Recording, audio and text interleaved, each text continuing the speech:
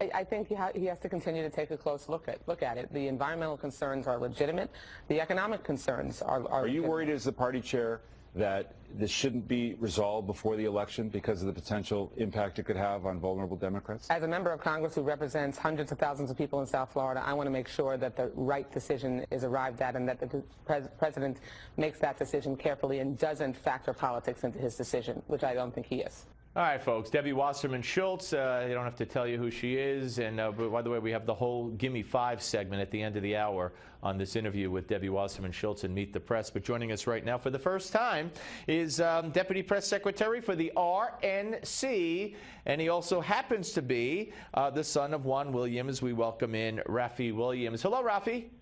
Hey, how you doing, Steve? Great. Welcome to the show. Pleasure to talk to you, sir. Big admirer of your dad for a long time, and I'm sure the same will be true for you right after we start talking here. Appreciate it. Okay, so let's get to what Debbie Wasserman Schultz, the head of or the chair of the DNC, had to say about the Keystone Pipeline. Of course, it was noted on Friday, I believe, that this has still got a long way to go before it's decided. It probably won't be decided till after the election. Well, we know that's going to be the case. But this nonsense that, there's still a lot more work to do. And I mean, you could have, I don't know, you could have plotted a trip to Mars. You could have plotted a world war. You could have done anything you wanted to plot in the time it's taken to figure out whether or not the Keystone is, quote unquote, safe and ready to go. I mean, this is astonishing to me. It just reeks of politics when this is something that Americans and American families really need right now. Our recovery efforts have been going too slow. These are shovel-ready jobs that can go right away. I mean, we did the environmental study last year, and we saw that, this is actually not going to have any detrimental effects on the environment, and so we should go ahead and do this. What's happening, though, is they're caving to Tom Steyer, who's donating $100 million to Democrats this cycle, so that, they're catering to him. He's saying, I don't want the Keystone Pipeline, so they're saying, we'll take your $10 million and we'll let it affect our governing, which is a problem, and it's hurting everyday Americans. Wait a minute, you mean there's rich people on the left? Because I thought Harry Reid just basically gave us the whole list with the Koch brothers, and that they were un-American, and that was the end of the list. I mean, it really is unbelievable to me. And you look at the people who are on the other side of this, the people who are saying, build this Keystone Pipeline now. You have unions, you have Warren Buffett, you have Obama's former advisors, and then you have the whole Republican Party all saying, let's build this now. Americans need it. Yeah, I mean, for her to say she represents Florida and she wants to make sure that, that it's safe and whatever. And by the way, when I said planning a world war, I was just using an exaggeration like the trip to Mars. No one's going to Mars and no one's planning a world war. But the time that this has been under study and under scrutiny is years and years and years, and they keep delaying and delaying and delaying. I mean, now, of course, I believe they're playing politics here, but I heard a very interesting analysis of this morning on one of the shows, and that Obama's actually giving Mary Landrieu and the senator from Alaska who's up for re-election, giving them and the others an issue for which to disagree with him on. In other words, see how bad I think Obama is? I want that Keystone Pipeline. You think that's part of the politics at play here? Well, maybe they think that, but I think it's a misjudgment on their part, right? From a Republican standpoint here, we're saying, Mary Landrieu's running on, I stand up for Louisiana oil and gas values, and Begich up in Alaska saying the same things. But what they're proving is they're actually feckless when it comes to influencing any of this kind of policy and influencing the oil and gas industry from a D.C. standpoint. And so the only true way to have a positive influence on the oil and gas industry is to have a Republican Senate Majority Leader and to have the gavel of the Energy Committee in the hands of a Republican, because we've seen what putting it in the hands of Democrats will do. It'll get you anti-gas nominees like Ray Husu.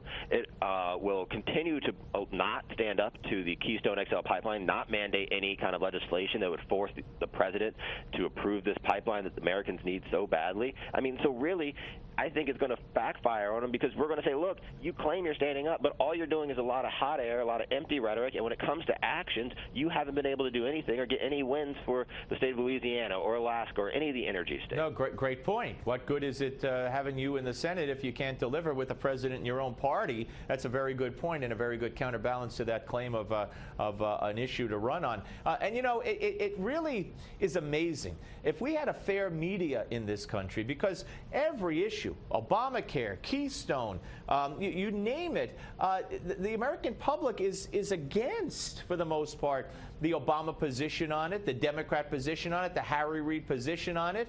And yet, you know, there's Debbie Wasserman. I want you to hear something else Debbie Wasserman Schultz had to say to a question by David Gregory about whether or not this election is a referendum on Barack Obama. Here it is.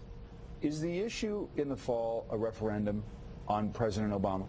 No, absolutely not. No, in a midterm election, and even, like I said, in 2012, these elections, particularly the Senate elections, are referendums on the candidates running. I mean, if they were not, you would have seen the states where Mitt Romney won. But these Democrats seem to know the issue. They're critical of the administration. They're critical of his law. They're not running on specific needs in their states. Shaheen and Landry, you just mentioned. They're targeting their fire on their fellow Democrat president. They understand that a midterm race is really about the president and his policies. It's about President Obama and health care. Is that not the case? Yeah, and of course, midterm elections are so much different than presidential elections. She's going to 2012 results to try to make a point that this is not about the president. Traditionally, they always have been about the administration in power.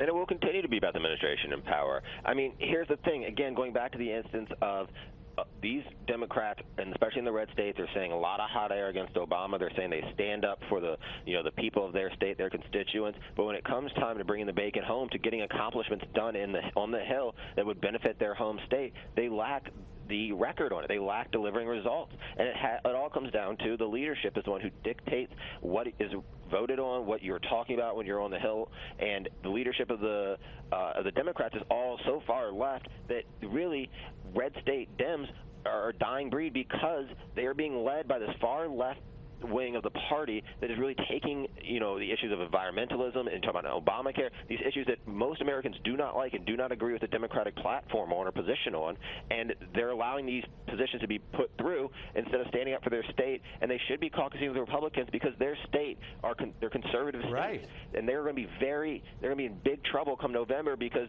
the people in their states, they're not stupid. They're going to understand that these senators, they aren't with them. They aren't fighting for their causes, and they're being trounced by the far-left liberal agenda that you see coming out of Obama, Reid, and Tom Steyer. But you know what you just described, to coin or to steal the phrase from the Democrats, if you want to steal that phrase, a civil war in the Democratic Party.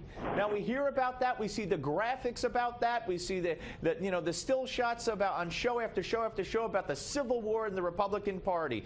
These wing nuts, the Tea Party nuts, this nut, that nut, and Boehner can't control. Well, what you just described is, if you want to use their language, and I don't particularly want to use it, but if you do, and if the media were consistent, you got a civil war in the Democratic Party, correct? I mean, I think you've hit the nail on the head here. Look, the unions, they don't like Obamacare. They're pro the Keystone Pipeline, and they're being very vocal about it. I mean, you're seeing Obama's former advisors coming out against stuff he's pushing. Warren Buffett, who's always been in the tank for the Dems, is pushing pushing for the Keystone Pipeline. And you're seeing a split in their own party because they're so vulnerable. They're so in trouble here coming into this election cycle, and they know it. And so you're seeing people running for the exits, trying to figure out, throwing things at the wall, seeing what will stick. Yeah, no, absolutely. One more quick one here. What do you make of this? We have a montage that we're going to play in another segment, and we don't have enough time. We've got about a minute left. But this race baiting, Stephen Israel, well, not all Republicans are racist, and right on down the line, Eric Holder, no attorney general's ever been treated like me, no president's ever been treated like Barack Obama, saying that at the National Action Network, Sharpton's group, you know what he's talking about. Ari Fleischer was on with us the day after and said, did they ever hear of George Bush and Alberto Gonzalez? But what's your take on playing the race card the way they are? I think this comes back to the issue of the day is Obamacare, and the American public does not like Obamacare. Poll after poll have shown that Americans disapprove of the health care law, and they want something that will actually work. And so the Dems know they can't run on it, so they're trying to throw anything at the wall and see what will stick. They're trying to see what can get their base excited because they have a low enthusiasm rate coming into this cycle, and they know they're going to have a problem in 2014. So this is just their latest issue they're trying to throw against the wall. Remember, a couple of weeks ago, they tried to do the war on women rhetoric, and that didn't work. It fell flat because they were using misleading stats. Right, that the White House had to admit was misleading to explain why they were paying women less. But, of course, it didn't deter Obama and the left, and to be honest, didn't deter the media either. You and I recognized it, and smart people recognized it, but the left went on with it. Hey, great to talk to you, Raffi. I'm sure we'll speak again. Always a pleasure, Steve. Thank you. That's Raffi Williams, ladies and gentlemen, son of Juan Williams, but more importantly, Deputy Press Secretary for the RNC. The panel is next, right here on the Steve Malzberg Show. Don't go away. Imagine